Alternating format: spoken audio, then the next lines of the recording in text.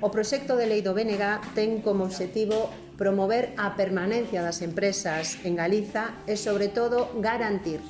que as axudas públicas que reciben empresas e industrias teñan un retorno económico e social no país. A deslocalización é unha ameaza para a actividade económica, para o emprego e para o benestar do noso país e por iso creemos que Galiza ten que dotarse de instrumentos legais para que as empresas beneficiarias de axudas públicas manteñan a súa actividade empresarial no noso país e teñan un compromiso co emprego. En caso de non ser así, o que ten que haber é mecanismos para garantir a devolución das axudas recibidas, porque o que non é de recibo é que estemos financiando con cartos públicos as empresas que despois se deslocalizan. Para evitar este disparate, a proposición de lei do BNG